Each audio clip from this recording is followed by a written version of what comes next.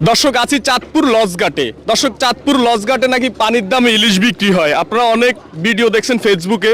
আজকে 200 টাকা দিয়া ইলিশ মাছ কিনবো চাঁদপুর লজঘাট থেকে। তো দেখা যাক কি হয়। তা আমার সাথে থাকুন। এই যে এখানে খুব সুন্দর সুন্দর ইলিশ মাছ বিক্রি করতেছে, আমরা দেখতেছি।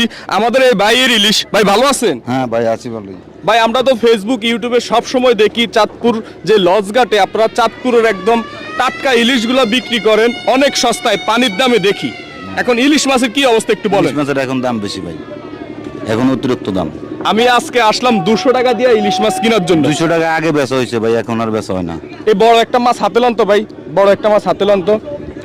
আচ্ছা এই যে মাছটা, আচ্ছা এটা কি আমাকে 200 টাকা দেওয়া যায় না? এইটা ভাই 500 টাকা দেওয়া যাবে না। এটা 500 টাকা দেওয়া যাবে না। 500 টাকাও দেওয়া যাবে না? তা কত হলে বিক্রি করবেন? এইটা 500 টাকা কমে পারবেন না। এইটা 700 গ্রাম হইব। 700 গ্রাম? হ্যাঁ 700 গ্রাম হবে। 500 নিচে হবে না এটা? এটা 500 নিচে হবে না। আর এটা চারটা আলি কত বিক্রি করবেন? চারটা কত 1700 1800 এটা লাস্ট লাস্ট ফিনিশিং। আর এগুলা বাগা কত বিক্রি করবেন? টাকা 1500। বাগা 1500 না? হ্যাঁ বাগা 1500 টাকা বিক্রি করবে। মাছগুলা দেখাও।